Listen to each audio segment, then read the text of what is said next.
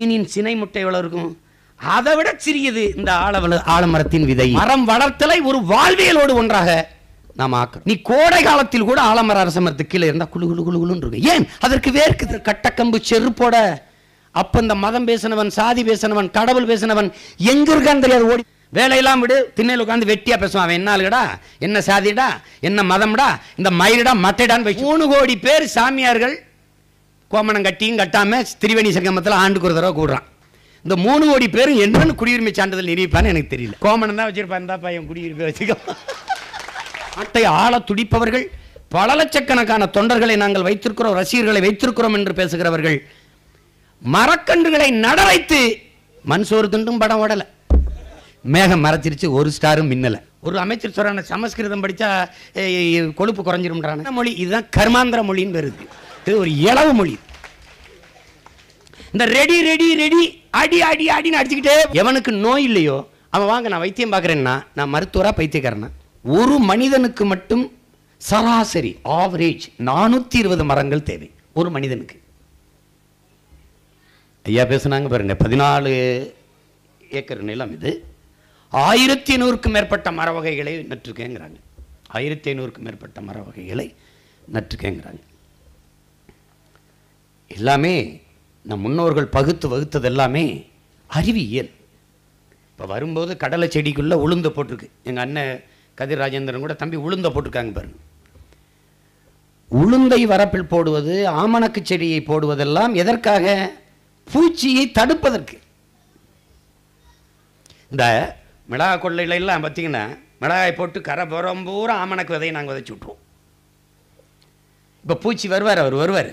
வரும்போது இந்த ஆமணக்கு இலை அதுக்கு ரொம்ப சுவையான உணவு. அந்த ஆமணக்கு இலையவே தின்னுட்டு கீழே இறங்கப்பட்டார். மிளகா கொள்ளைக்குள்ள போகாது. அது பூச்சி தடுப்பானாக நின்றுது. நமக்கு தெரியல, ஏதோ நம்ம முன்னோர்கள், நம்ம தாத்தா பாட்டி அப்பம் பெரியப்பெல்லாம் எதுக்கிட்ட அந்த வேலி வரப்போகிறதுல ஆமணக்கு விதையை விதைக்கிறான். எல்லாமே அறிவியல். இப்போ பேசிட்டு இருக்கும்போது ஐயா என்ன சொல்கிறாரு, வேலி முழுக்க மூங்கில போட்டிருக்கேன்றார். பாரு போட்டிருக்கார் பாருங்க, வேலி முழுக்க மூங்கில். அது இயற்கை வேலியாகவும் மாறிடுது, வனமாகவும் இருக்குது.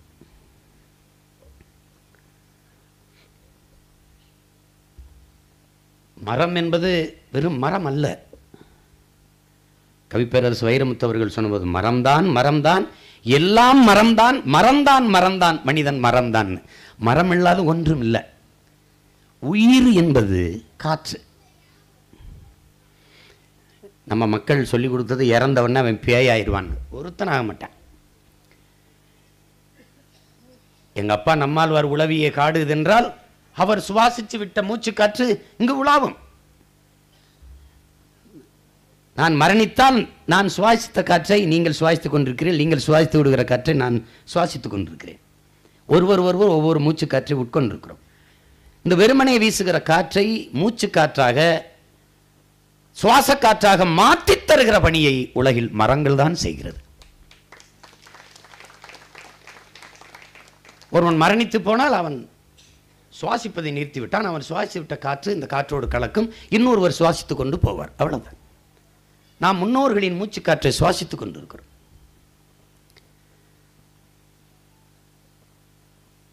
மரம் மண்ணின் வரம், அதை வளர்ப்பதே மனிதாரம் என்றுதான் நாம் இந்த வனம் செய்வோம் என்கிற முயற்சியை முன்னெடுத்தோம். நம் பிள்ளைகள் பல்லாயிரக்கணக்கான பல லட்சக்கணக்கான பனை விதைகளை தூவினார்கள். தம்பி பனை சதீஷ் அவர்கள் கூட இங்கே வந்து பேசினார்கள்.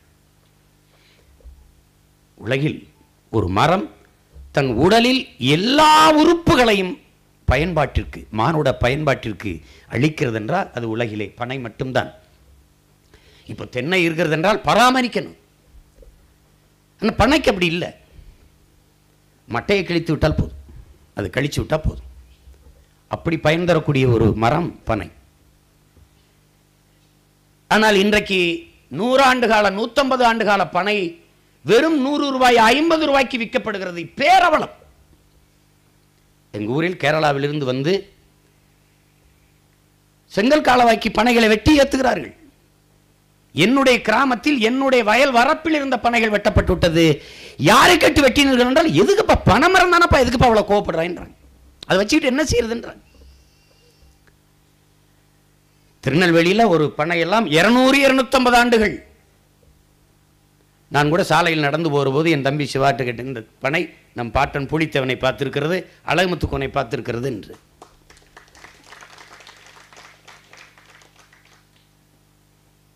மிகப்பெரிய பொருளாதாரம் அதில் இருக்கிறது. தலைவர் அவர்கள் பணம் பழத்தில் இருந்து இனிப்பு மிட்டாய் செய்தார். சீனி மிட்டாய் நம்ம சாப்பிட்றோம்ல, அது மிட்டாய். பனங்கிழங்கை அப்படியே அதை காய வச்சு அவிச்சு காய வச்சு பதப்படுத்தி அதில் மாவெடுத்து மைதாவுக்கு பதிலாக பயன்படுத்தினார். அதை நான் பயன்படுத்தினேன்.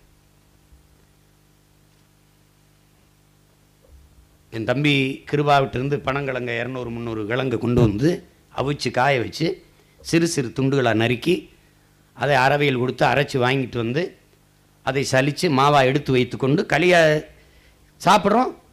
சப்பாத்தி அதில் செய்கிறோம். சப்பாத்தி நானும் சாப்பிட்றேன், என்னுடைய மகன் மாவீரன் பிரபாகரனும் சாப்பிட்றாரு, அந்த களியை சாப்பிடுகிறார்.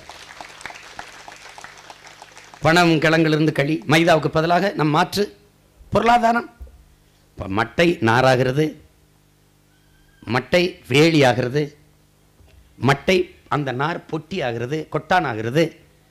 பனை நாரிலும் பொட்டி, பனை ஓலையிலும் பெட்டி, பனை ஓலையில் முறம், சுலகு, பாய், எல்லா பயன்பாடும். இப்போதான் மரங்கள், முன்பெல்லாம் மச்செல்லாம் நாங்கள் அடைக்கிற போது பனை மரங்களை தான். அப்படி தேக்கு அப்படி அப்படி அப்படி இருக்கும். அது தேக்களவுக்கு உறுதியாக இருக்கும். அவ்வளவு பயன் தரக்கூடிய பனையை அதை விட்டுட்டோம். கல்லு மது என்று தடை செய்து விட்டார். ஒரு இயற்கை மதுபானத்தை உண்மையிலே தமிழ் தேசிய இனத்தின் தேசிய மதுபானமாக பணங்கள், பணம்பால், தென்னம்பால் இருந்திருக்கணும். நம்ம சொல்லும்போது சிரிச்சாங்க, இன்னும் சிரிப்பாங்க. ஆனால் நம்ம வந்தபோது சாதிப்போம். பணம்பால், தென்னம்பால், மூலிகை சாறு, அது விற்பனைக்கு. நம்ம நட்டு வைக்கிற பனை இப்போ நடுற பனை நமக்கு பயன் தராது, நம்ம பிள்ளைகளுக்கு பயன் தரும். ஆனால் இருக்கிற பனைகளை நாம் பயன்படுத்தி காட்டுவோம். ஆயிரக்கணக்கான பனைகள் இருக்கிற இடத்தில் தொழிற்சாலை போடுவோம். பதநீரை இறக்குவோம். கருப்பட்டி, பணம் கற்கண்டு, கல் இறக்குறோம். குடிக்க போக மீதி கருப்பட்டி. இதில் பாருங்க, பதநீரில் காய்ச்சற கருப்பட்டியை விட கல்லில் காய்ச்சற கருப்பட்டி விலை அதிகம். அது எதனால் அப்படி செய்கிறான்? அந்த பதநீருக்கு கொஞ்சம் சுண்ணாம்பு தைக்கிறான், அதனால அது செயற்கையாயிருந்தான். அப்போ கல் தூய நீர், அதனால அதில் காய்ச்சற கருப்பட்டிக்கு விலை அதிகம். இது 350, அது 500 ரூபா. உலக நாடுகள் எல்லாம் இயற்கை உணவுக்கு திரும்பிக் கொண்டிருக்கிறது. ஆனால் ஈடு கொடுக்க முடியல. ஏன்? வேளாண்மை இல்லை, செய்ய முடியல. இப்போ கடைகள்லாம் நம்ம வந்ததுக்கு பிறகு ஆரம்பிச்சுக்கலாம் பாருங்க, நஞ்சில்லா உணவு, இயற்கை உணவகம் எழுதியிருக்கிறான். மரச்செக்கெண்ணெய் இங்கே கிடைக்கும். இவ்வளோதான் எங்கே வீட்டு இருந்தாங்கன்னு தெரியல. இப்போல்லாம் ஒரு செக்க சும்மா அப்படி வச்சாவது விற்கிறான். ஏன்னா மக்கள் திரும்பிக் கொண்டிருக்கிறான். நாம் பழமை பேசுகிறோம் என்று இவர்கள் நினைக்கிறார்கள். பழமைவாதம் பேசுவான், பழமைவாதம் பேசுவான்னு. அப்புறம் எதுக்கு செக்கு இன்னைக்கு ஓடி வரிசையில் நிற்கிற? என் தம்பி காசிராமன் சொல்லாம அந்த இப்போ எனக்கெல்லாம் பொடி சோப்பெல்லாம் அனந்தம் கொடுக்குறான். நான் ஒரு சோப்பை 1.5 மாதம் 2 மாதம் பயன்படுத்துவேன். ஆனால் அவன் இப்போ அதில் பார்த்தா ஒரு கற்பூர வாசனை வருது. கற்பூர வாசனை அந்த சோப்பை அப்படியே சார் உண்டு. முகத்துக்கு உடம்புக்கு சோப்பு போட்டு குளிக்கிறது இல்லை, ஏன்னா தண்ணீர் ரொம்ப வீணாகுதுன்ட்டு நான் குளிக்கிறது இல்லை. ஆமாம், அது சோப் போட்டு அதை கழுவுறதுக்கு ஒரு 2-3 இது போகுது, அள்ளி தண்ணி போகுது. கர்மம் நம்மளால் முடிஞ்ச வரைக்கும் அதை போட்டுக்கிறது. எங்கம்மா சோப்பை கண்ணான்னு கையில்கிட்ட கேட்டால், உங்களுக்கு எதுக்கு சோப்பு? 2 வருஷத்துக்கு 1 வருஷத்துக்கு ஒரு சோப்பு, அதே இடத்துல இருக்கும், அப்படியே இருக்கும். எப்போவாது எடுத்து முகத்தில் ரொம்ப ஆளுக்கு இருக்கிற மாதிரி தெரிஞ்சால் தேய்ச்சிக்கிறது.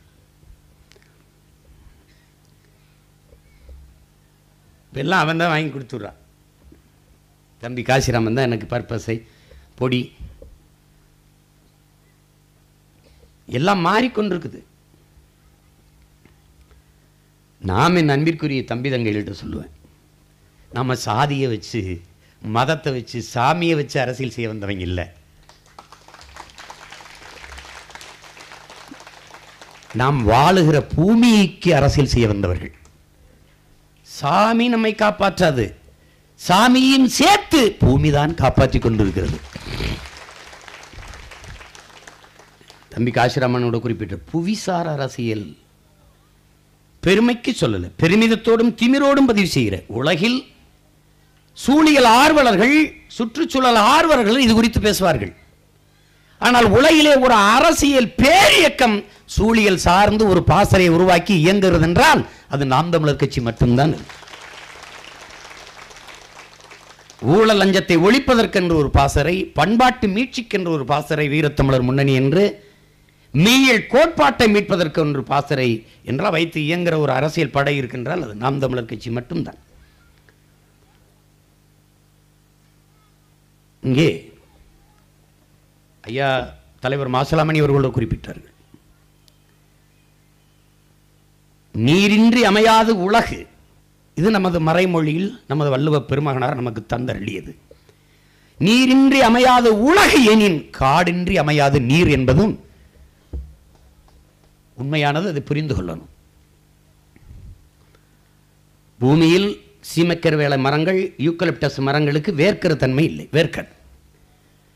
அப்ப மேகத்தை அறுவடை செய்து மழையாக பூமிக்கு கொண்டு வருகிற ஆற்றலை பெற்றது மரங்கள் தான். இது நன்கு விளங்கணும். ஒரு மனித வாழ்க்கைக்கு சாதி, மதம், கடவுள் இவையெல்லாம் தேவைப்படலை. அது இல்லாமல் வாழ்ந்துவிட முடியும். ஆனால் சூரிய ஒளி, நீர், காற்று, மரங்கள் இவையெல்லாம் இல்லாது வாழ முடியாது.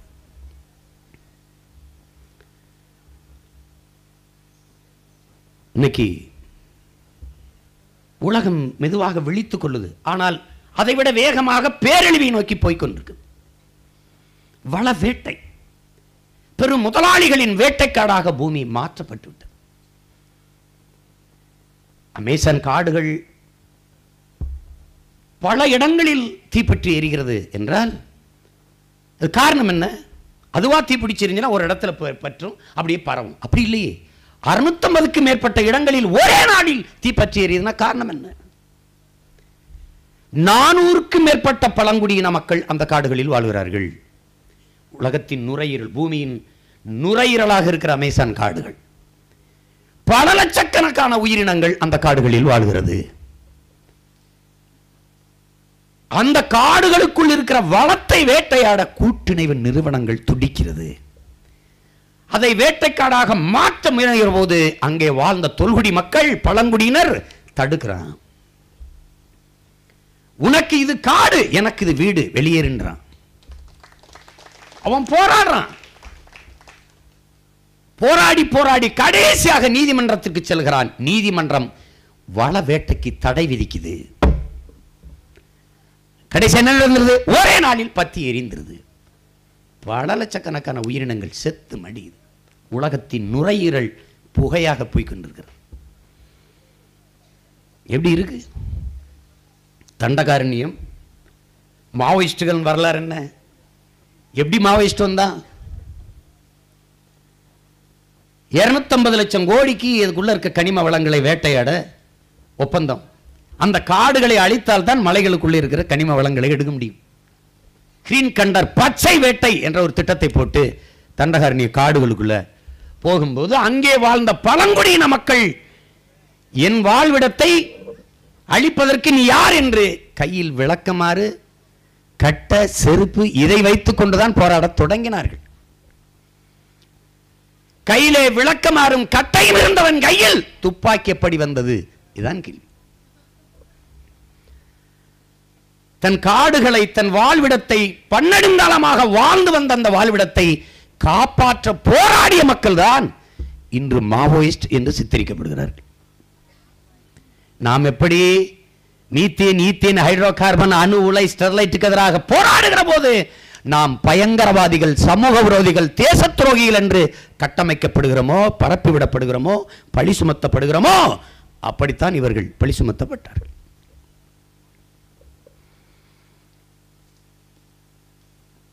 இப்ப காடுகளுக்குள் இருக்கிற பழங்குடி மக்களை வெளியேற்ற துடிக்கிறார்கள். ஏன்? காடுகளுக்கு அவர்களால் ஆபத்து என்று.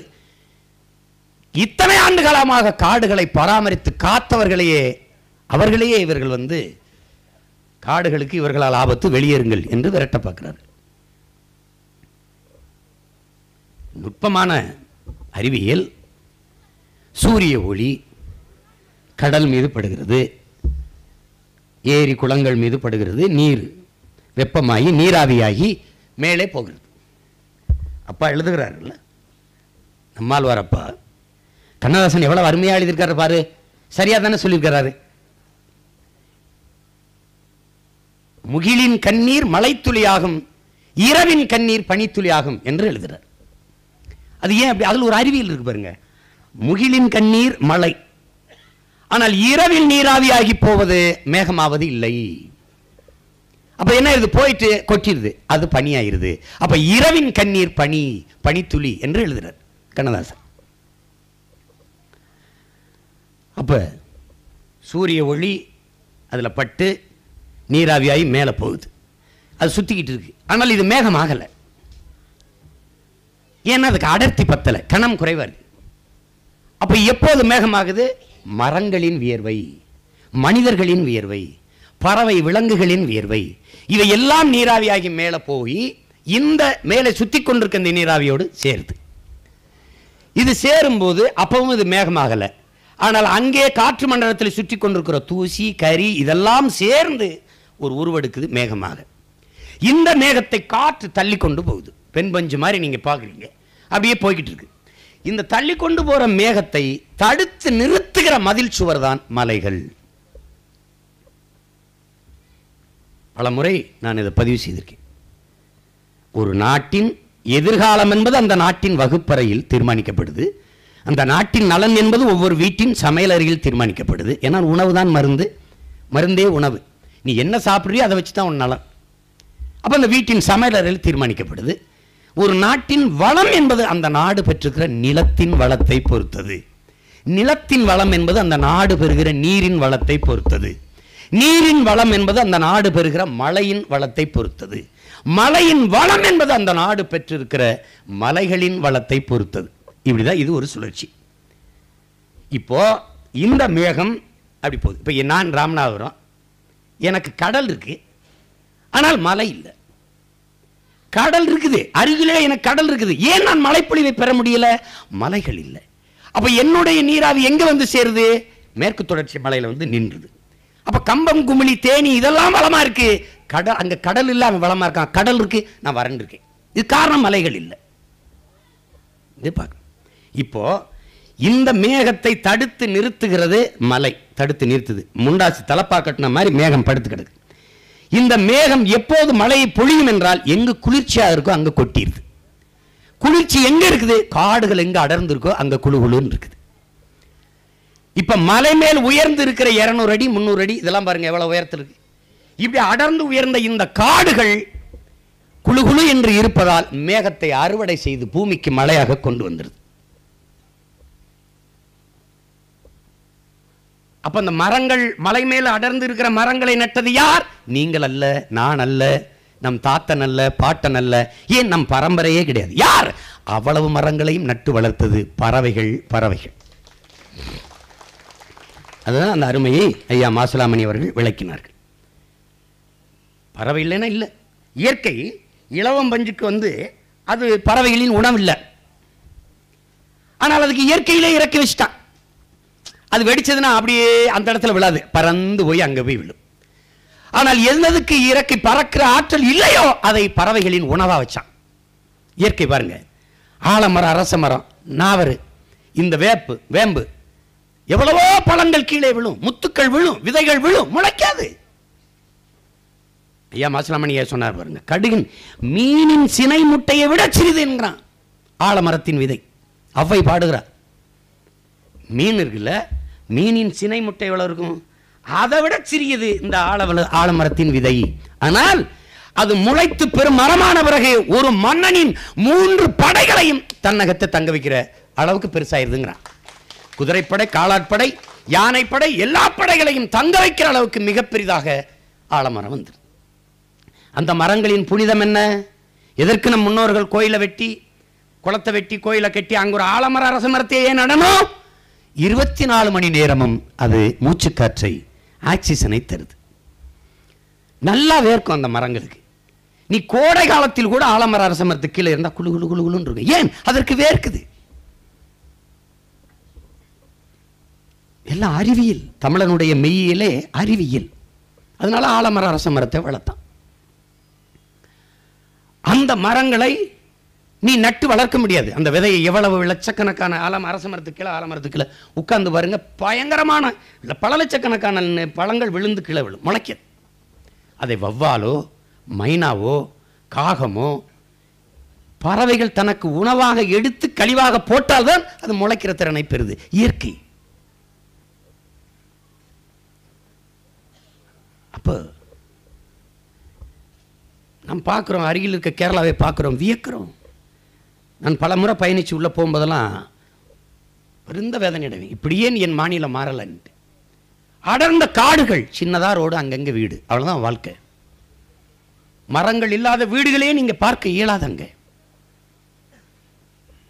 நமக்கு வேண்டிய ஒருவர் பினராயி விஜயன்ட்ட போய், ஏன் என்னாச்சு நீங்கள் இந்த 8 வழிச்சாலை இந்த நெடுஞ்சாலையெல்லாம் உங்கள் நாட்டுக்குள்ளே அனுமதிக்கல, ஆள் வரும் என் காட்டப்புறம் அழிச்சு விடும், அழிச்சு விட்டு அங்கே ஒரு செக் போஸ்ட்டை போட்டு மக்கள்கிட்ட காசை பறிக்கும், வேணாம் ஈரோடு காணும், அவ்வளோதான். அதனால பருவம் பொய்த்து விட்டது என்று கேரளாவில் ஒரு செய்தி இல்லை. காடுகள் அவ்வளவு பொட்டலா, ஒரு ஏக்கர் நிலம் கூட அப்படி பொட்டலா பார்க்க முடியாது. காடு இருக்கும், அங்கே மரங்கள் இருக்கும். இங்கேயா எங்க பார்த்தாலும் சீமக்கருவு, சீமக்கரு விலைக்கு வேர்க்கது. வேர்க்காத மரம் மேகத்தை அறுவடை செய்யாது. காற்றில் மிதந்து வர ஈரப்பதத்தை உறிஞ்சிக்கிறோம். அப்புறம் இப்படி மேகம் உருவாக விடாது. இந்த தன்மை உள்ள மரங்களை நாம் மரங்களின் பிசாசு என்கிறார்கள். இதை அழிக்கணும். நாம வரும்போது, அதிகாரம் வரும்போது, போர்க்கால நடவடிக்கையில் யூக்கலிப்டஸ் சீமக்கருவிலையை தூக்குறோம்.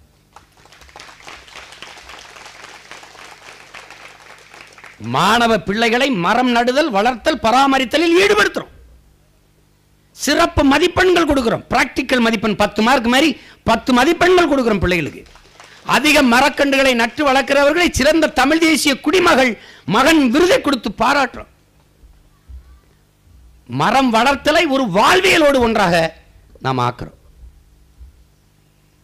இப்படி உணவு உண்பது, குளிப்பது, இதெல்லாம் அன்றாட பணி மாறி மரம். இப்போ உதாரணமா ஐயா அப்துல் கலாம் அவர்களை சந்தித்த பிறகு அன்பு சகோதரர் விவேக் அவர்கள்ட்ட அவர் பணிச்சதுனால 1 கோடி மரங்களை நீங்கள் நடுங்களே என்று அவர் சொன்னதுக்கு 36 லட்சத்திற்கும் மேற்பட்ட மரக்கன்றுகளை நட்டிருக்கிறார். அவர் நடுறார், ஒரு தனி மனிதர். அவருக்கு ரசிகர் படையோ பட்டாளமோ கிடையாது. இந்த நாட்டை ஆள துடிப்பவர்கள், பல லட்சக்கணக்கான தொண்டர்களை நாங்கள் வைத்திருக்கிறோம், ரசிகர்களை வைத்திருக்கிறோம் என்று பேசுகிறவர்கள் மரக்கன்றுகளை நட வைத்து இந்த மண்ணிற்கும் மக்களுக்கும் ஒரு பணியை செய்திருக்கலாம், செய்யல. இந்த நூற்றாண்டில் தரையில் சோறு போட்டு திங்கிறதுக்கு ஒரு கூட்டம் இருக்கு. மண் சோறு திண்டும் படம் ஓடலை.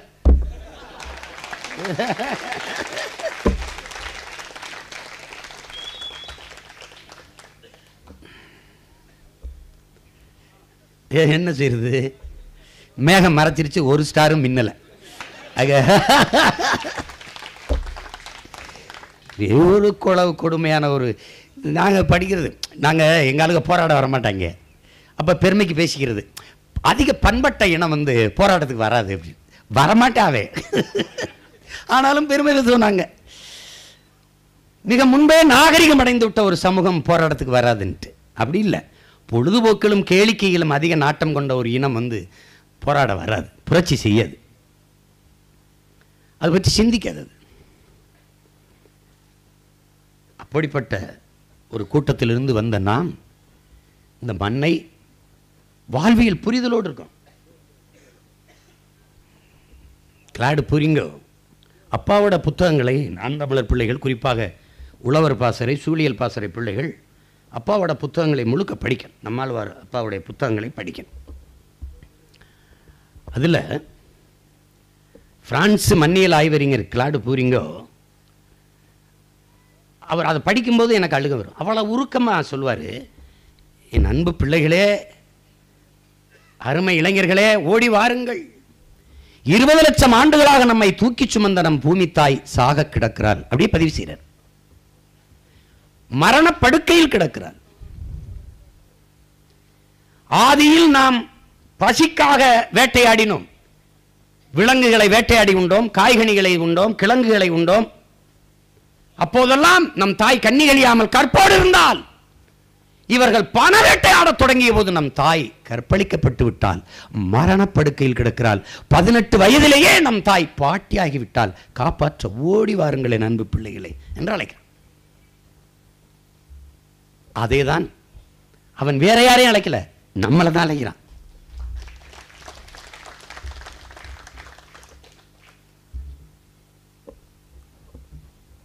இதை பிறவிக்கடமையாக நாம் செய்யணும். மரம் வளர்த்தலை, வனம் செய்வதை பிறவிக்கடன் என்று செய்யணும்.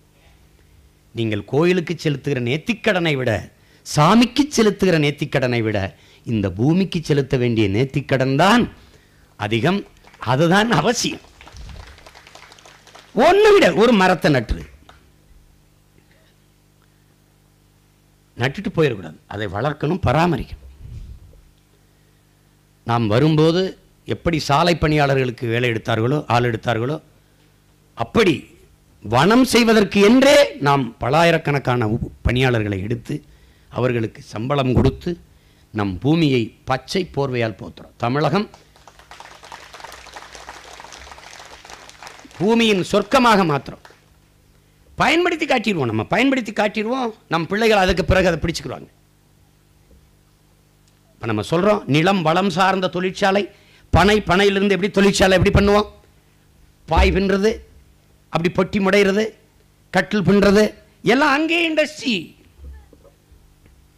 பனைமரம் எங்கே அடர்ந்துருக்கோ அங்கே தொழிற்சாலை பெரிய கட்டடம் கட்டி அதெல்லாம் தேவையில்லை. வேலை, சிற்றூர்களின் பொருளாதார பெருக்கம், பொருளாதார வளர்ச்சி. வேலை இல்லைன்னு எவனும் சுத்த மாட்டான்.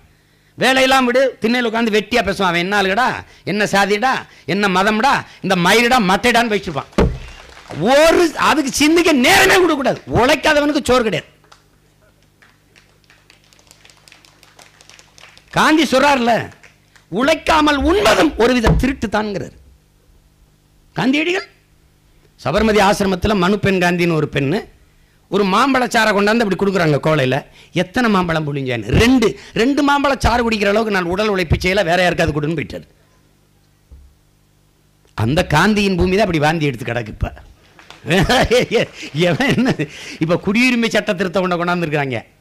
3 கோடி பேர் சாமியார்கள் கோமணம் கட்டியும் கட்டாம திரிவேணி சங்கமத்தில் ஆண்டுக்கு ஒரு தடவை கூடுறான்.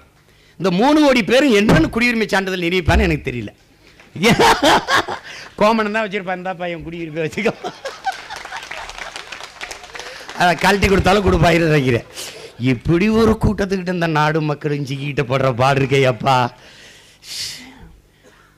முன்னாடிலாம் தனியாக இருக்கும்போது ரொம்ப ஆழ்ந்த சிந்தனையில் கோமா வரும், ஏன் இப்படி இருக்கமா இருக்கிறீங்க அப்படின்னா.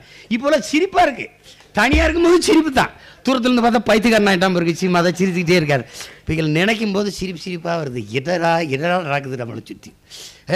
980 பேருக்கு 100 கோடியிலிருந்து 500 கோடி கடன் பெற்றவனுக்கு வங்கி தள்ளுபடி பண்ணிடுது. எங்கால அம்மனம்மா நின்று போடுறாடா விவசாய கடை தள்ளுபடி படியாயோ ஏற்று பார்க்க நாதி கிடையாது. இப்படி ஒரு நாடு. என்னவோ ஒன்று, மரங்களின் அருமையை கவிப்பேரரசு வைரமுத்து அவர்கள் எழுதிய அந்த கவிதை நம்ம வரைவு புத்தகத்தில் கூட போட்டிருக்கோம், நீங்கள் படிக்கணும். அதை தாண்டி எழுத முடியாது. அருமையாக எழுதியிருப்பார் அந்த கவிதையை. நாம் அதிகாரத்துக்கு வரும்போது பாடத்திட்டத்திலே வைத்து எல்லா பிள்ளைகளையும் படிக்க வைக்கணும். செல்லமாக மரங்களை நடுங்க, பிள்ளைகளின் நல்ல பேர் வைங்க. நமக்கு 50,000க்கு மேற்பட்ட மாவீரர்கள் இருக்கிறாங்க, அவர்கள் பேரை வைங்க. மொழிக்காக இறந்த மாவீரர்கள் இருக்கிறாங்க, இன விடுதலைக்காக போராடி செத்த எல்லா பெரும் வீரர்களினுடைய பெயரை இந்த மரங்களுக்கு வைத்து நாம் போற்றலாம். நான் தம்பி படம் எடுத்தேன், பார்த்துருப்பீங்க. மரத்தை காப்பாற்ற வழி தெரியல, என்னடா பண்ணுறதுன்ட்டு அவர் ஒரு சாமி ஆக்கி விட்டுருவார். அப்போ தான் வெட்ட மாட்டான். அன்றைக்கி பார்க்குற ஒரு அதிமுக அமைச்சர்கள் எம்எல்ஏக்கெல்லாம் பார்த்து மயில் கல் இருக்குல்ல, அதுக்கு மாலை போட்டு பூஜை பண்ணி பண்ணிட்டுருக்காங்க. அதுக்கு ஏதாவது யாகம்லாம் வளர்த்து கும்பிட்டு இருந்தாங்க. அடப்பாவியில் மனிதன் வணங்குவதாக இருந்தால் மரத்தை வணங்கட்டும். ஏன் நாம் இயற்கை வழிபாட்டு மரபினர் தான். இயற்கையை போற்றினோம், மூத்தோரை தெய்வமாக வணங்கினோம். இதுதான் நம்முடைய மெய்ய கோட்பாடு. பஞ்சபூதங்கிறங்க. நாம ஐம்பெரும் ஆற்றலுங்கிறோம், தூய தமிழில் ஐம்பெரும் ஆற்றலுங்கிறோம். அவங்க பஞ்சபூதங்கிறாங்க. விண்ணு, மண், நீர், நிலம், காற்று, இதெல்லாம் இது இந்த ஐம்பெரும் ஆற்றல். அது இல்லாத மனிதர்கள் மட்டும் இல்லை, உலகத்தில் எந்த உயிரினமும் இருக்க முடியாது. அந்த ஐம்பெரும் ஆற்றல் தான் இயற்கை. அந்த இயற்கையின் பிள்ளை தான் நாம். தாயை போற்றுவது பிள்ளையின் மரபு. அதை இயற்கையை நாம் போற்றும். ஆனால் காந்தியடிகள் இயற்கை அன்னை உலகில் எல்லா உயிரினத்திற்குமான தேவையை தந்து விடுகிறார். ஆனால் மனிதர்களின் பேராசைக்கு தர முடியாமல் தவிக்கிறார் என்றார். புத்தன் என்ன சொல்றான்? இயற்கைக்கு எந்த இடையூறும் இல்லாத நீ பயன்படுத்திக் கொள்ளுங்கிறான். இந்த பூவில் ஒரு வண்டு போய் எப்படி தேனை அந்த பூவுக்கு எந்த சேதம் இல்லாமல் உண்ணிட்டு வருதோ அப்படி நீ இயற்கையை பயன்படுத்திக்கங்கிறான். ஆனால் இங்கே அப்படி இல்லை. பண வேட்டைக்கு பூமி தாயின் ஈரக்குலையை அருகிறான். மீத்தேன்கிறான், ஈத்தேன்கிறான், ஹைட்ரோ கார்பன்கிறான். சுவாச காற்றை நச்சு புகையா மாத்திரம். இரத்த நாளங்கள், பூமி தாயின் இரத்த நாளங்களாக இருக்கிற நதிகள் எல்லாம் மண்ணள்ளி தின்னு சாய கழிவுகள், கண்ட கண்ட கழிவுகளை கொண்டு, ஆலை கழிவுகளை கொட்டி நஞ்சாய் போச்சு. கடைசியா என்ன ஆயிருது? மலைகளை கல்குவாரிகள் என்று, கிரஷர் என்று போட்டு மலை மணல், எம் சாண்ட் என்று நசுக்கி மலைகளை தகர்க்கிறார். மரங்களை அழித்து விட்டால் 21 ஆண்டுகளாயிருக்கிறது இந்த மரங்களை வளர்த்து உருவாக்க. ஐயா மரம் மாசிலாமணி அவர்களுக்கு ஒரு தலைமுறையை தொற்றுக்குது இந்த காடு. அப்படின்னா ஒரு தலைமுறைக்கு நம்ம நட்டு வச்சு இன்னொரு தலைமுறைக்கு இந்த மரத்தை விட்டுட்டு போகலாம். ஆனால் மணலையும் மலையையும் எப்படி உருவாக்குவது? யார் உருவாக்குவது? அது மனித ஆற்றலால் சாத்தியப்படுத்தவே முடியாது. மணலை, ஆறை உருவாக்கியது அருவி. அருவியை பிரசவித்தது மலை. தாயின் முளை மார்பில் இருந்து பால் போல பூமி தாயின் மலை மார்பில் இருந்து அருவி. அருவியை பிரசவித்ததுதான் ஆறு. ஏரி குளம்தான் மனிதன் வெட்டினான். கண்மாய் கிணறுதான் மனிதன் வெட்டினான். ஆறை அவன் உருவாக்கவில்லை. ஆறு இயற்கையின் பெருங்கொடை. அந்த அருவியை தந்தது மலைகள், மலை முகடுகள். அந்த மலைகளில் அடர்ந்திருக்கிற காடுகள், காடுகளில் அடர்ந்திருக்கிற சோலை காடுகள், புல்கள். ஒரு புலி செத்து விட்டால் 25,000 பேருக்கு குடிநீர் கிடைக்காதுங்கிறான். புலிக்கு இந்த குடிநீருக்கு என்ன சம்பந்தம் இருக்கு? என்ன சம்பந்தம் இருக்கு? சோலை காடுகள், அங்கு இந்த மரங்கள் அப்படியே இந்த இலை தலை விழுது, அப்படியே கீழே விழுது. இப்போ பாருங்க, அப்பா என்ன பாருங்க, மேலே சூரிய ஒளி, அது எப்படி வருது? அது வெப்பமாக இருக்குது, அங்கே வெப்பமாக இருக்குது. அதுக்கப்புறம் அந்த கடந்து பூமியை நோக்கி வரும்போது ஒளி வடிவமாக வருது, கீற்றா வருது. இங்கே வரும்போது மறுபடியும் வெப்பமாகுது. மனித உடலில் படும்போது வெப்பமாகுது. ஆனால் மரம், இலை, இந்த செடி கொடியிலே பாரும்போது அது அப்படியே பாருங்க பச்சையமாக மாறிடுது, பச்சையாக மாறிடுது. இங்கே அப்பா என்ன சொல்கிறாங்க? அங்கே ஒரு அங்கே ஒரு ஒளி சேர்க்கையில் அது தனக்கான உணவை அந்த ஒளியிலிருந்து எடுத்துக்கொண்டு எல்லா மரமும் பச்சையாக இருக்க காரணம் சூரிய ஒளி தான். அங்கே நிறச்சேர்க்கை அங்கே மாறி இருக்கு. இப்போ இவ்வளவு வேலை இருக்கு இயற்கையில். இப்போ இந்த மண்ணுன்னா அது மண்ணு கிடையாது, பல கோடிக்கணக்கான உயிரினங்களின் திரட்டு தான் மண்ணு. இது என்ன வெறும் மண்ணா?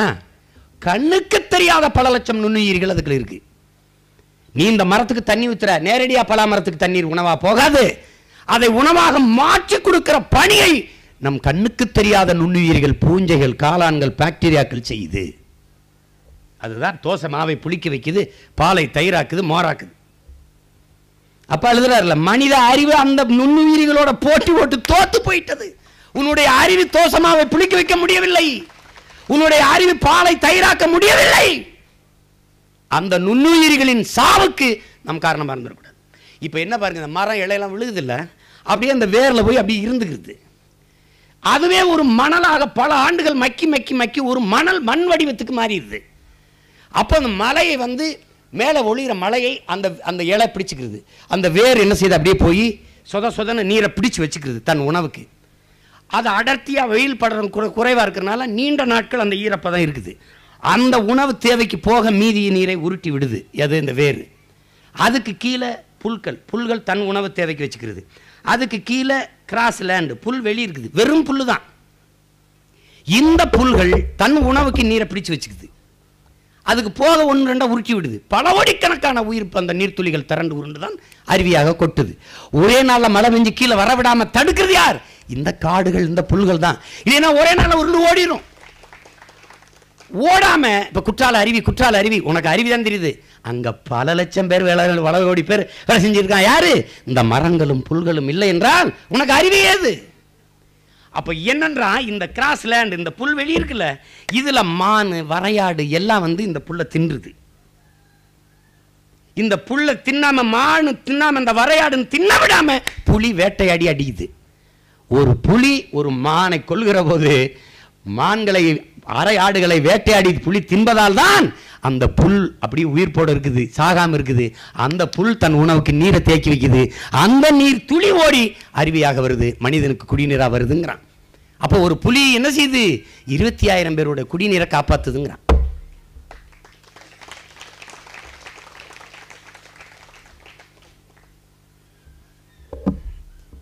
என்ன பாடம் நடத்து? மண்டையில் ஏறாது. பாரத மாதாக்கு ஜெய்தான், ஜல் சன் என்ன ஒன்று போட்டிருக்கான். ஒரு திட்டத்தில் அம்மையார் படிக்குது, ஜல் ஜன் சின்சன் போட்டு அதுக்கு ஒரு 11,500 கோடி போட்டிருக்காங்க. நிதி எல்லாம் ஒதுக்கிட்டாங்க. 11,500 கோடி, இதுக்கு ஒரு 12,500 கோடி ஒதுக்கியிருக்கோம், அதுக்கு 1,00,000 கோடி ஒதுக்கியிருக்கோம், இதுக்கு 1,00,000 கோடி ஒதுக்கியிருக்கோம். எங்கேயும் நம்மகிட்ட வராது, ஏதாவது ஒதுக்கிட்டாங்க. என்ன இன்னும் 4 பட்ஜெட் இருக்குது, இன்னும் 4 நிதிநிலை அறிக்கை இருக்குது. அதை நம்ம பார்க்கத்தான் போகிறோம். ஏதோ ஒன்று. இப்போ எல்ஐசி விற்பனைக்கு வந்திருக்கு, இந்தியன் ஏர்லைன்ஸ் வந்திருக்கு. யாராவது காசு இருந்தால் போட்டு வாங்குங்க. இந்தியா வந்துடும், சீக்கிரம் வந்துடும். காசு எடுத்து டெண்டர் எடுக்கிறதா தான் எடுத்துக்கிறீங்க. ஏதோ வச்சு பாருங்கள். ஒன்று ஒன்றா பிரித்து விற்றுருக்கேன். எங்கள் ஊரில் செட்டிநாட்டில் பெரிய பங்களாக்கள் இருக்கும், பெரிய மாளிகைகள். முதல்ல கதவை பிரித்து விற்பாங்க, அப்புறம் தூணை பிரித்து விற்பாங்க, அப்புறம் ஜன்னலை பிரித்து விற்பாங்க, கடைசியாக கட்டடத்தை இடிச்சிருவாங்க. ஏன்னா வெறும் கூடு தான் இருக்கும். அந்த செங்கல் கத்தப்பட்டால் எடுத்துகிட்டு போவாங்க. இப்போ எல்லாத்தையும் பிரித்து விற்றுக்கிட்டு இருக்காங்க.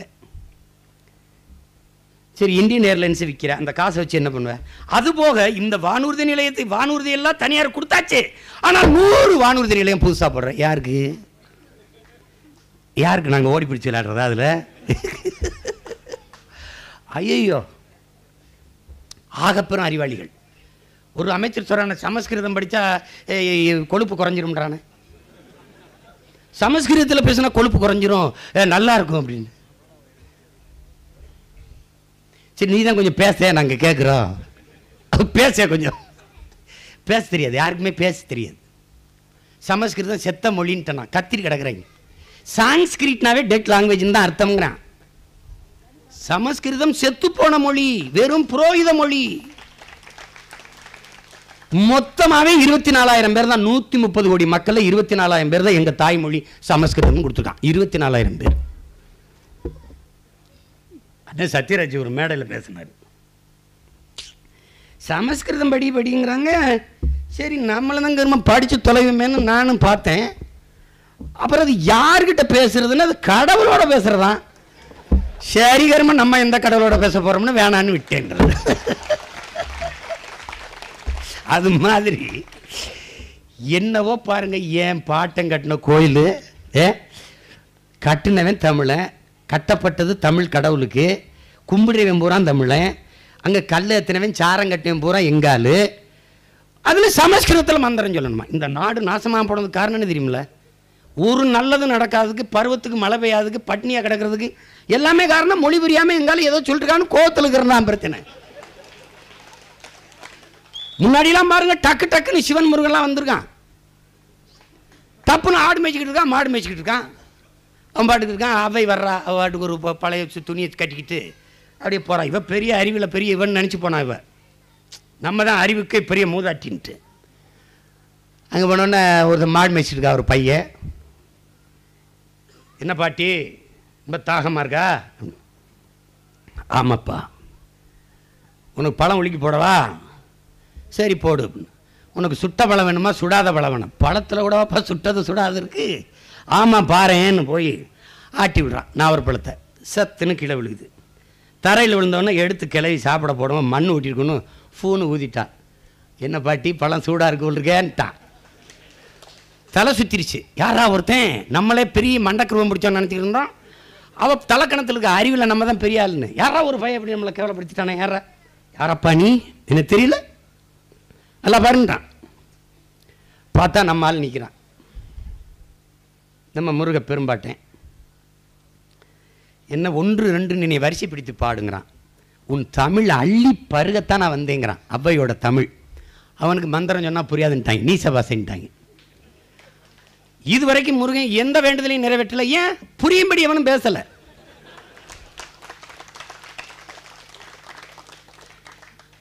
நேரடியாக பேசுகிறேன், முருகா இதை ஏதாவது பண்ணிவிடு, நான் உனக்கு வேலை எடுத்து வைக்கிறேன், சொன்னால் செய்வேன், உனக்கு தெரியுமில்ல பேசுறது.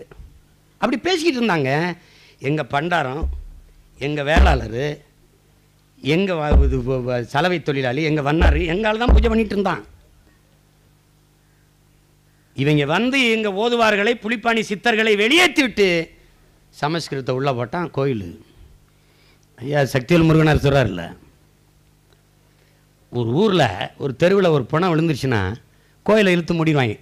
ஏன்னா தீட்டு, பிணம் இந்த வழியை போகுதுன்னா செத்த உடல் போகக்கூடாது, கோயில் திறந்துருக்கக்கூடாதுன்னு மூடிடுவானா. அதே சொல்கிறார், செத்த உடல் எப்படி கோயில் வழியே போகக்கூடாதோ அது மாதிரி செத்த மொழியும் கோயிலுக்குள்ளே போகக்கூடாது, அதுவும் தீட்டு தான்றார். நீ வேணா பாரு, நான் சொல்கிறேன், ஒரு 6 மாதத்துக்கு தொடர்ச்சியாக எல்லா கோயிலும் தமிழ்லேயே மந்திரம் ஓதிப்பார், நாடு நல்லாயிரும்.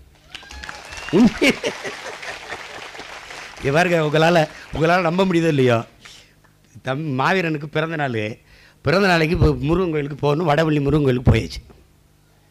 போனோன்னா அவர் ஐயர் என்னை பார்த்தா தமிழில் சொல்லுவார், முருகா போற்றி சொல்லுவார், வள்ளி நாயகனே போற்றிம்பார். எனக்கு சொல்கிறாரு, மற்றவங்களுக்கு சொல்கிறாரான்னு தெரியல. சொன்னோன்னா அங்கே என் தங்கச்சி தான் அதிகாரி, நம்ம தம்பி சுரேஷுடைய மனைவி. மந்திரம் ஐயர் சமஸ்கிருதத்தில் சொல்ல ஆரம்பித்தாரா இல்லையோ, என் மடியில் இருந்த மாவீரன் ஆள ஆரம்பிச்சிட்டேன். எனக்கு புரியல, சர்வாரி பீமன்னு ஒரு மாதிரி ஆரம்பிச்சிட்டான். திடீர்னு தங்கச்சி நம்ம ஓதுவார வர சொல்லுப்பான்னு ஓதுவார் வர்றார், வெறும் மேலோட போட்டு. இளைஞர் தான் அவர். ஆரம்பித்து தமிழில் மந்திரம் சொன்னவொடனே இப்படி திரும்பி பார்த்தான் பாருங்க, அவரே பார்த்துருக்கேன், அடலை. அந்த மொழி இழுகுது, பிறந்த 1 வயசு குழந்தைக்கு புரியுது. கவிப்பேரரசு வைரம் சொன்ன மாதிரி சிவனுக்கே புரியுது, சிவனுக்கே பிடிக்குது, வேற எவனுக்கு பிடிச்சான்னா பிடிக்கலான்னு தமிழில் ஓது மந்திரத்தை. நீ பல ஆண்டுகளாக இருந்துருச்சுங்க, என்னங்க பண்ணுறது அப்படின்னா ஆகமா. சரி ஆகமா, கோபுரத்தில் நெய் விளக்கு தானே ஏற்றின, எதுக்கு மின் விளக்கு ஏற்றின, மாறிட்டில. உலகில் எல்லா மொழிகளும் மனிதனால் பேசப்பட்டது, தமிழ் மட்டும்தான் இறைவனால் பேசப்பட்டது. முதல் தமிழ் சங்கத்தின் தலைவனாக இருந்த எங்கள் ஆதிப்பாட்டன் சிவன் இருந்து வளர்த்த மொழி தமிழ். அது புரிஞ்சுக்கணும்ல. மணிநெற்றி உமிழ்ச்சங்கன் தளல்புரை சுடற்கடவுள் தந்த தமிழ்ங்கிறான். அவன் தந்த தமிழ்ரா, சிவபெருமானே தந்த தமிழ். அவன் மொழியில் அவனுக்கு ஓதாம சமஸ்கிருதத்தில் ஓதுனா இப்படி 5ஆம் தேதி கிளம்புறதுன்னு முடிவு எடுத்துருவான். என்ன வேலை இருந்தாலும் போட்டு எல்லாரும் வந்துடுறீங்க. ஆமாம், தமிழில் குடமுழுக்கு முடிஞ்ச உடனே பூரா பேர் வெளியேறி போயிட்டு வேண்டிய. என்னடா எல்லாரும் போயிட்டாங்க, போயிடுவாங்க. கேட்குறான உனக்கு கடவுள் நம்பிக்கை? கடவுள் இருக்கு இல்லை, அங்கே என் மொழி இருக்குது, தமிழ் இருக்குது. தமிழ் இருக்கிற இடத்தில் இறைவன் இருப்பான். எல்லாத்தையும் தொலைச்சிட்டான். இருக்கிற இந்த பூமியை காப்பாற்றி வைக்கணும், வருங்கால பிள்ளைகளுக்கு விட்டுட்டு போகணும். அவனுக்கு வங்கியில் பணம் வேண்டாம், விலை உயர்ந்த மகிழ் உந்து வேண்டாம், மாளிகை வேண்டாம், வாழ்வதற்கு வசதியான பூமியாக அதை விட்டுட்டு போகணும். நம் தாத்தா நமக்கு கார் வாங்கி வைக்கல, அவன் வங்கியில பணம் போட்டு வைக்கல, காடுகளை காடுகளாக வைத்தான், மலைகளை மலைகளாக வைத்தான், ஏரியை அப்படியே வைத்தான், அருவி ஆறை அப்படியே வைத்து விட்டு போனான். இந்த உலகம் உங்களது இல்லை, உங்கள் சந்தையினரோடது, உங்கள் பிள்ளைகளுடையது. உலகம் மனிதனுக்கு மட்டுமானதல்ல. இந்த பூமி பல லட்சக்கணக்கான உயிரினங்களின் உடைமை இந்த பூமி. பாருங்க, இயற்கையின் கடைசியாக வந்த இந்த மனிதனால் தான் இந்த இயற்கை தாய்க்கு இவ்வளவு பெரிய பேரழிவு. எந்த உயிரினமும் இயற்கைக்கு எந்த இடையூறும் செய்யறதில்லை. ஒரு யானை ஒரு முறை உணவு உண்டு கழிவை போட்டால் 26,000 விதைகளை பரப்புதுங்கிறான் ஒரு யானை. எதை பற்றியும் கவலை இல்லை. நாய் செத்தா என்ன, ஈ செத்தா என்ன, எறும்பு செத்தா என்ன, பறவை செத்தா என்ன, யானை செத்தா என்ன, புலி செத்தா என்ன, எல்லாம் செத்தால் நீ செத்து போவாய். யானை சாகிறத பார்க்க நீ இருந்த, கொக்கு குருவி சத்ததை பார்க்க நீ இருந்த, நீ சாவதை பார்க்க எவனும் இருக்க மாட்டான். இதுதான் இங்க இருக்கிற சிக்கல். இந்த யதார்த்தத்தை புரிந்து கொண்டு இந்த பூமியை காப்பாற்ற நாம் அரும்பாடாற்ற வேண்டிய தேவை இருக்கு. அன்பிற்குரியவர்கள், தம்பி இமாயன் சொன்னது போல வாழ்க வளமுடன் என்று சொல்வது மாதிரி இனிமே வாழ்க வனமுடன் என்று சொல்லும். ஐயா மாசிலாமணியை பார்த்தா கொஞ்சம் பொறாமையாக தான் இருக்குது. இப்படி ஒரு இடத்துல இந்த மனுஷன் வாழ்ந்துக்கிட்டு இருக்கிறாரு. நம்ம அந்த இது கர்ரா முறான்னு இந்த கந்தக புகைக்குள்ள விழுந்து சென்னை மனிதன் வாழ்கிற நகரமாகவே இல்லை. கொடுமையாக இருக்கு. இதே மாதிரி நம்ம உருவாக்குறோம், மாதிரி பண்ணையை உருவாக்குறோம். என்னுடைய சிவகங்கை மண்ணிலேயே ஒரு 100 ஏக்கர் நிலத்தை வாங்கி அப்பா நம்மாழ்வார் வரியில் இயற்கை வேளாண் பண்ணை என்ற ஒன்றை உருவாக்கி காட்ட வேண்டும் என்பதுதான் என்னுடைய பெரிய கனவு. அதுக்கு எல்லோரும் ஒத்துழைப்பீர்கள், உதவுவீர்கள் என்று நான் நம்புகிறேன். செய்யணும். இதை பார்க்கும்போது 21 ஆண்டு கால உழைப்பு, ஒரு மனிதனுடைய உழைப்பு இவ்வளவு உயர்ந்திருக்கிறது. இந்த தோப்பு போல, இந்த தோட்டம் போல நம் நாட்டை நாம் மாற்ற வேண்டும் என்கிற உறுதிமொழியை நாம் எடுத்துக்கணும். நம்மால் முடியும், நம்மால் முடியும். உலகில் மற்ற நாடுகளுக்கு, இந்தியாவில் மற்ற மாநிலங்களுக்கு முன்மாதிரியாக நாம் நம் மாநிலத்தை மாற்றி காட்ட முடியும். வேளாண்மை அரசு தொழிலாக மாற்றி, பணியாக மாற்றி, நிலமும் வளமும் சார்ந்த தொழிற்சாலைகளை நாம் உருவாக்கி அதன் மூலமாக வேலை வாய்ப்பை பெருக்கி வேலை இல்லை என்கிற நிலையை முற்றுமுழுதாக நாம் தகர்க்கலாம். அதில் மிகுந்த ஆர்வத்தோடும் முனைப்போடும் பணியாற்றி கொண்டிருக்கிற சூழியல் பாசறை பிள்ளைகளுக்கு என்னுடைய வாழ்த்துக்கள். தொழில்நுட்ப பிரிவினுடைய செயலாளர் தம்பி சரவணன் கூட வந்திருக்கிறார். தமிழ் மீட்சி பாசறை என்று ஒன்று நாம் உருவாக்குறோம். நாமக்கல்லில் மாவட்ட ஆட்சியராக ஐயா சகாயம் அவர்கள் இருக்கும்போது தமிழ் மீட்சி பாசறை ஒன்றை தொடங்கினார். அந்த நிகழ்விலே ஒரு மலையாளி ஏறி பேசினார்.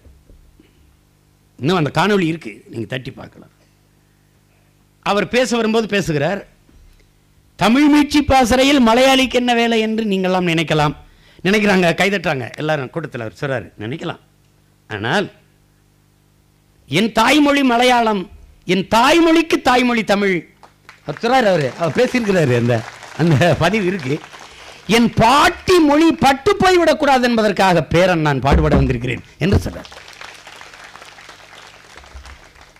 தமிழ் இளம் பிள்ளைகள், தமிழ்த்தாயின் பிள்ளைகள், பிள்ளைகளுக்கு தூய தமிழ் பெயரை சூட்டுவது, முடிந்தவரை தூய தமிழ் பெயராக மாற்றிக்கொள்வது. 50 ரூபா தான் கட்டி மாற்றிக்கொள்ளலாம். மாற்றிக்கொள்வது, கூடுமானவரை இயன்றவரை தமிழிலேயே பேச முயற்சிப்பது. ஒரு அலைத்தொடர்பு எண்ணை கூட தமிழில் சொல்லுவதில்லை. 9999 இதெல்லாம் என்னது கொடுமை. 9996 சொல்லும்போது என்னை வேடிக்கையாக பார்க்குறான், பார்த்தவங்களாம் இருக்கான். ஆனால் இப்போது என்னிடத்தில் பேசுவதற்காகவாவது அவர்கள் வலிய வம்படியாக தமிழில் பேச முயற்சிக்கிறார்கள். உங்களை மாதிரி பேச வராது, ஆனால் ட்ரை பண்ணுறேன் சீமான்னு. ட்ரை பண்ணாதீங்க, முயற்சி பண்ணுங்க, வரும். யானும் பார்க்குற விருந்தில் ரைஸ் கொடுங்க அண்ணனுக்கு, சாதம் கொடுங்க, ஏன்டா சோறுன்னு ஒரு தடவை சொல்லி தொலையடா, ஏன்டா இப்படி நடக்கணும். தம்பி ஜெகதீசன் வரல படப்பிடிப்பு தளத்தில் வாழ்த்துக்கள் படத்தில் எல்லாருமே தமிழில் தான் பேசுவோம். தொடங்க துண்டிங்க இப்படி பேசிட்டு இருப்போம். இதெல்லாம் அப்போ இந்த ட்ராலியெல்லாம் தண்டவாளத்தை போடுப்பா, புதுசாக வரவனுக்கு எங்கேயும் வேற்று கிரகத்தில் வராது விட்டாகி வருங்கன்னு இந்த புதுசாக நடிக்க வரவங்க, புதுசாக வர தொழில்நுட்ப கலைஞர்கள் சாப்பிடும்போது கொஞ்சம் ரைஸ் கொடுங்கன்றான். எங்கால தான் பழகிட்டான்ல, அவருக்கு சோறு போடாமல் போயிடுவான். ஹலோ சாதம் கொடுங்க, கண்டுக்கவே மாட்டான்.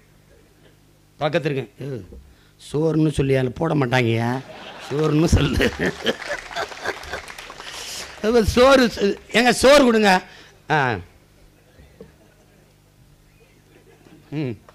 புரியுதா? இப்போ சோறு போடாமல் போயிடுவான். கடையில் எழுதியிருக்கானே, லெமன் சாதம் ரெடி. லெமன் ஆங்கிலம், சாதம் சமஸ்கிருதம், ரெடி ஆங்கிலம். ஆனால் அதை எழுதியிருக்கிறது லெமன் லே ம இன் லெமன், சாதம் சா தா இன் சாதம், ரெடி ரேடி. எழுத்து தமிழ். இது என்ன மொழி? இதுதான் கர்மாந்திர மொழின்னு வருது. இது ஒரு இளவு மொழி. இந்த ரெடி ரெடி ரெடி அடி அடி அடின்னு அடிச்சுக்கிட்டே போனோம்னா சரியாயிரும், சரியாயிரும். அது ஒரே நாள் எல்லாம் மாறிடும். வந்து நீ எனக்கு வாக்கு செலுத்தி உட்கார வை, சட்டம் திட்டம்லாம் கிடையாது, அவனே மாத்திடுவான், அவனே மாத்திடுவான். கேரளாவில் ஒரு சீமக்கருவேல மரத்தை நீங்க காட்டு, ஒரு சீமக்கருவேல மரத்தை கேரளாவில்.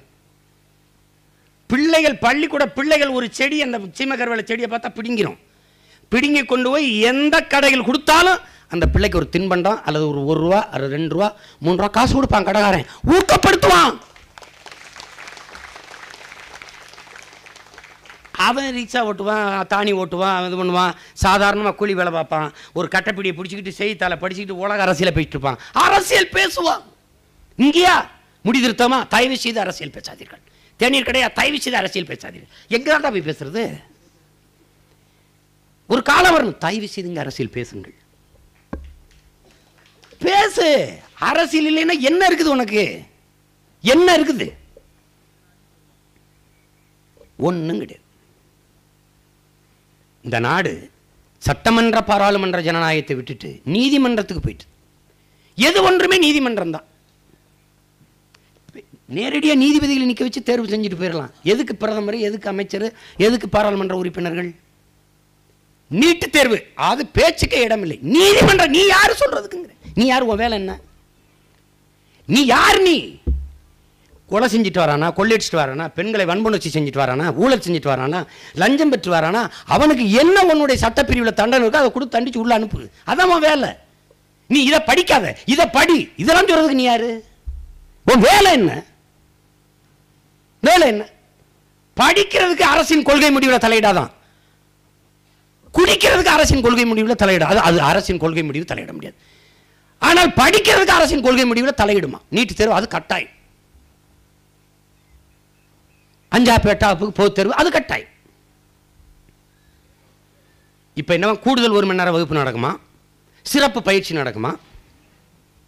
நான் என்ன செய்றேன், இந்த அமைச்சர்கள் எல்லாம் கூடுதல் கொஞ்ச நேரம் வேலை, கூடுதல் அந்த சிறப்பு பயிற்சிக்கு நீங்க போங்க, எல்லாரும் மறுபடியும் ஒரு தடவை பொதுத் தேர்வு எழுதி வாங்க, 8ஆம் 5ஆம் எழுதி வாங்களேன்.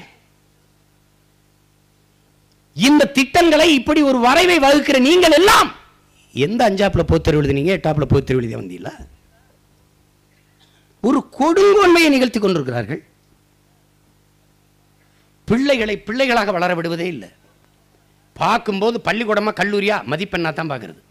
இங்கே ஒரு அமைப்பு முறை இருக்கு. 100க்கு 100 வாங்கினீங்கன்னா என் கல்லூரியில் சீட் உனக்கு இடம். 100க்கு 99 வாங்கினீங்கன்னா நல்லா படிக்கிற மாணவர்கள் யார்? என் பள்ளிக்கூடத்துக்கு வாங்க, என் கல்லூரிக்கு வாங்க, உங்களுக்கு இடம் தர்றேன். ஒரு மருத்துவர் இப்படி, எவனுக்கு நோய் இல்லையோ அவன் வாங்க நான் வைத்தியம் பார்க்குறேன்னா நான் மருத்துவரா பைத்தியக்காரனா? எவன் நோயாளியோ அவனுக்குத்தான் மருத்துவம் செய்யணும். எவனுக்கு கல்வி வரலையோ, கற்க முடியலையோ, கற்கும் திறன் குறைவா இருக்கோ, எவனுக்கு படிக்க வரலையோ அவனை பயிற்றுவிப்பதற்குத்தான் பள்ளிக்கூடங்கள், கல்லூரிகள், ஆசிரியர்கள். படிக்கிறவனை படிக்க வைக்கிறதுக்கு இல்ல. ஓடவனை ஓட வைக்கிறது நல்ல பயிற்சியாளன். ஓட முடியாதவன், ஓட தெரியாதவனை ஓட வைத்து வெல்ல வைக்கிறவன் தானே பயிற்சியாளன். அதுதானே. எப்படிப்பட்ட அமைப்பு இருக்கு பாருங்க.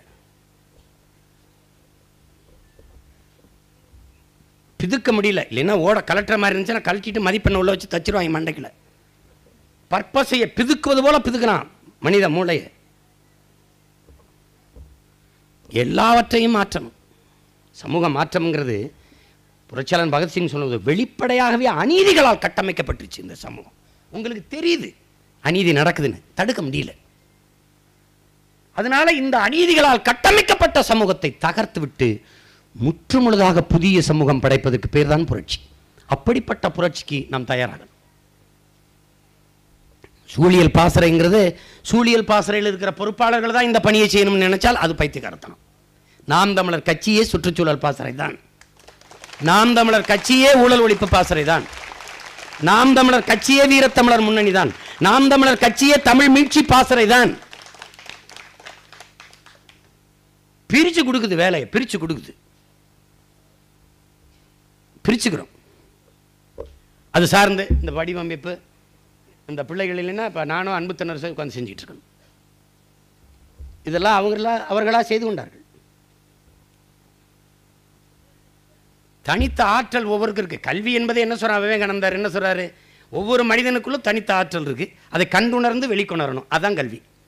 அப்படி எல்லாருக்குள்ளேயும் ஒரு ஆற்றல் இருக்கு, அது கொடுத்து பார்த்தா தான் தெரியும். அப்படி சிறப்பாக செயலாற்ற வேண்டும், முன்னிலும் வீரியமாக நாம் செய்ய வேண்டும். கோயில்கள் எங்காவது இருந்தால் அது தம்பி மனுஷ இவர் கூட சொன்னார், பியூஷ் மனுஷ் கூட, புனித வனம் என்று செய்யலாம்னு. இப்போ கோயில்கள்லாம் இருக்குன்னா சும்மா வெறுமனே இப்படி நம்ம கிராமங்கள்லாம் குலதெய்வம் கோயில் சும்மா காட்டுக்குள்ள இருக்கும், அதை சுற்றி இருக்க இடங்களில் நம்ம புனித வனம் என்று வச்சு நாம் தமிழர் சுற்றுச்சூழல் பாசறை கட்சி மரங்களை நட்டு வளர்க்கலாம். இப்படி வளர்த்து விடலாம். இந்த மாதிரி இடத்துல ஒரு குடிசையை போட்டு வாழ்ந்தா ஒரு நோயும் வரப்போறதில்லை, நிம்மதியாக இருக்கலாம். ஒரு கார் ஒரு மகிழ்வுந்து வெளியிடுகிற நச்சு புகையை கட்டுப்படுத்த 6 மரங்கள் அவசியம்ங்கிறாங்க. ஆனால் எத்தனை மரங்கள் நமக்கு இருக்கு, எவ்வளவு வாகனங்கள் ஓடுது.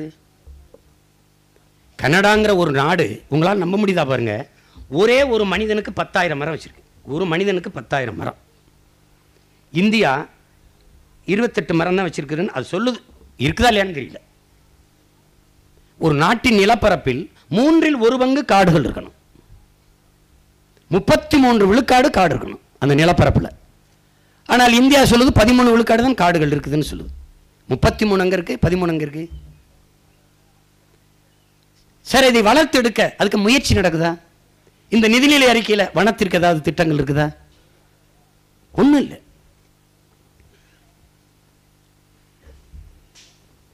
எப்ப பார்த்தாலும் மதம் பேசுவது, சாமி பேசுவது, சாதி பேசுவது, மதம் மதம் மதம். விவேகானந்தர் சொல்றாரு, வெறும் வயிற்றில் வேதாந்தத்திற்கு இடம் இல்லைங்கிறாரு. ஒரு நாள் பசியோடு கிளர்ந்து எழுவாம்பாரு கட்டக்கம்பு செருப்போட, அப்ப இந்த மதம் பேசினவன், சாதி பேசினவன், கடவுள் பேசினவன் எங்க இருக்கான்னு தெரியாது, ஓடி போயிடுவான். அப்படி ஒரு கிளர்ச்சி விரைவில் நடக்கும், நீ எழுதி வச்சுக்க.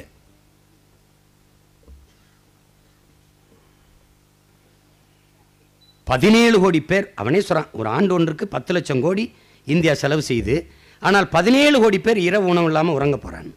6.4 விழுக்காட்டு குழந்தைகள், 1 வயது 2 வயது குழந்தைகள் பட்டினி கிடக்கிறார்கள், பசியோடு உறங்க செல்கிறார்கள். எதை பற்றியும் சிந்திக்காது, மதம் மதம்னே பேசி அதையே போதையேற்றி மார்க்ஸ் சொல்றான்ல, மதம் ஒரு அபின்கிறான்.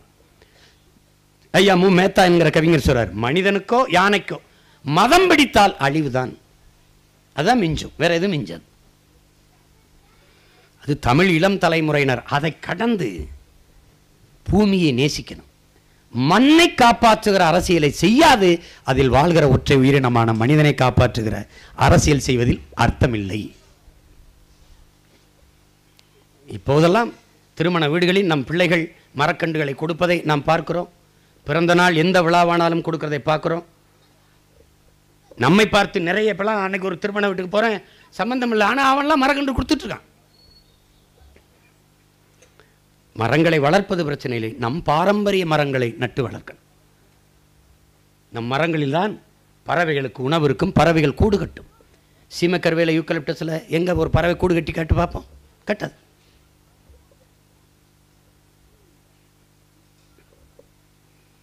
எனவே ஒரு ஆகப்பெரும் பணியை, ஆக்கப்பூர்வமான பணியை நாம் தமிழர் கட்சியினுடைய சூழியல் பாசறை செய்து கொண்டு வருகிறது.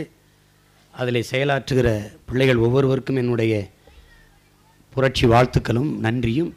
தொடர்ச்சியாக இயங்குங்கள். பல கோடி பனைத்திட்டம், 10 ஆண்டு பசுமை திட்டத்தை தொடர்ச்சியாக முன்னெடுங்கள். அதிகாரம் வந்துதான் செய்வோம் என்று காத்திருக்க வேண்டியதில்லை. நம்மால் செய்ய முடியும். மரம் நடுவதற்கும் பனை விதை நடுவதற்கும் அதிகாரம் தேவையில்லை. கொண்டு போகலாம். வீடு வீடாக வீதி வீதியாக சென்று சிற்றூர்களில் போய் நம் பெற்றோர்களுக்கு சொல்லுங்கள், துணி துவைக்கிற, காய்கறி கழுவுகிற, அரிசி அலசுகிற, கழுவுகிற இந்த நீரை, பாத்திர பண்டங்கள் கழுவுகிற அந்த நீரை சேமித்து இந்த மரங்களுக்கு, இந்த செடிகளுக்கு, இந்த மரங்களுக்கு ஊற்றுங்கள் என்று கற்பித்து கொடுங்கள். அதை சும்மா கீழே ஊற்றி விடுவார்கள். அதை இப்படி மாற்றி சொல்லிவிட்டீர்கள் என்றால் அதை பழகிக்கொள்வார்கள். அப்போ வீட்டில் ஒரு பிள்ளை, நம்ம பிள்ளை எடுத்துட்டிங்கன்னா அவன் அந்த வீட்டை சரி பண்ணிடுவான். அந்த மாதிரி தான் நம்ம செய்யணும். இப்போ நாம் அதிகாரத்துக்கு வந்த பிறகு இப்போ என்ன செய்வோம்னா, அந்த கழிவு நீர், நகரங்களும் நாடகம் மனுவிடம் கழிவு நீரை ஒரு இடத்தில் கொண்டு போய் சுத்திகரித்து அந்த நீரை தான் வீடு கட்டுவதற்கு, சாலை போடுவதற்கு, மரக்கன்றுகளை நட்டு வளர்ப்பதற்கு பயன்படுத்துவோம். இப்போ நீங்கள் வீடு கட்டுவதற்கு, சாலை போடுவதற்கு நல்ல நீரை பயன்படுத்துகிறார்கள். ஆனால் சென்னையில் இருக்கிற கழிவு நீரை பயன்படுத்தினாலே தமிழ்நாடு முழுக்க என்ன பண்ணலாம். இந்த கூவத்தில் ஓடுதில்லை, கூவத்துக்கு தண்ணீரை கொண்டு போக மாட்டோம். நம்ம கூவாத்துக்கு கொண்டு போகிறதில்லை. குழாய்களின் மூலமாக கூவாத்துக்கு 2 கரை ஓரமாக பெரிய ராட்சச குழாயை போட்டுரும். அந்த குழாய்களுக்குள்ள சின்ன சின்னதாக, இது அண்ணா நகர்லேருந்து வருதா அந்த தண்ணி இந்த குழாயில் இங்கே போய் செருகிடுவோம். இங்கே இது என்னென்னா கேகே நகர்லேருந்து வருதா அங்கே செருகிடுவோம். இந்த 2 கரையில் இங்கே கூவா ஆறு அது தூய்மைப்படுத்திடுவோம். அங்கே படகு அது போக்குவரத்துக்கு பயன்படுத்திடுவோம். இப்போ இந்த இடத்துல இந்த தண்ணீரை கொண்டு போய், இப்போ எழில் நகரில் 100 ஏக்கரில் குப்பை மேடு வச்சுருக்கேன். ஆர்கே நகரில், எழில் நகரில். உலகத்தில் எவ்வளவு அறிஞர்கள், அறிவானவர்கள்ட்ட ஆட்சியை கொடுத்துருக்கீங்க. பள்ளிக்கரணைன்னு இயற்கையில் இருந்த அவ்வளோ பெரிய ஒரு ஏரி, சதுப்பு நிலை ஏரியை குப்பையை போட்டே மூடிட்டா. போய் வேணா பாருங்கள் பள்ளிக்கரணையில். அதை நம்ம வந்து அது வேறு 6 வருஷம் வேலை நடக்கும். அந்த குப்பையெல்லாம் அள்ளி அந்த ஏரியை மறுபடியும் உயிர்ப்பிக்கணும். அப்படி வெளியில் புறப்பகுதி கொண்டு போய் இந்த தண்ணீரை சுத்திகரித்து அதை எடுத்து கொண்டு வந்து மரம் நட்டு வளர்க்கணும். நீ கேட்பா, அப்படி தண்ணிக்கு என்ன பண்ணுவேன்னு? இந்த தண்ணியை தான் பயன்படுத்தும். இங்கே வருகிற மேதைகள் எல்லாம் தொழிற்சாலை தொடங்குவதற்கு இவர்கள் நிலத்தடி நீரை எவ்வளோ வேணாலும் உறிஞ்சிக்கணும் அவனுக்கு ஒப்பந்தம் கொடுத்துறான். ஆனால் நமக்கு பல ஆயிரம் கோடியை போட்டு கடல் நீரை சுத்திகரித்து குடிக்க கொடுக்குறான். குடிக்க சுத்திகரித்து தருவீங்க, வேளாண்மை செய்வதற்கு தண்ணி யார் கொடுக்குறது?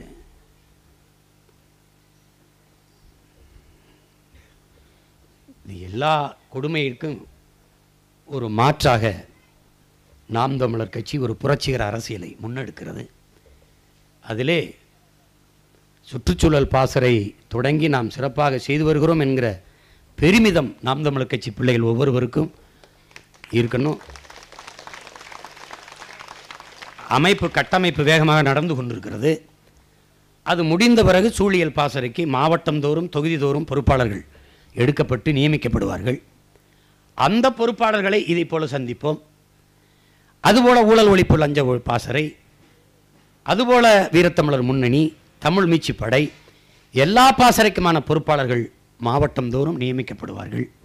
அந்த பாசறை பொறுப்பாளர்களை இதை போல தனித்தனியாக சந்தித்து எப்படி வேலை திட்டங்களை வகுத்து கொள்வது என்று நாம் வகுத்து பிரித்து பணி செய்வோம்.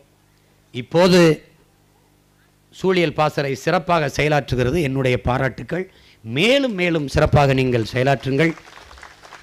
அதற்கு நாங்கள் துணை நிற்போம்.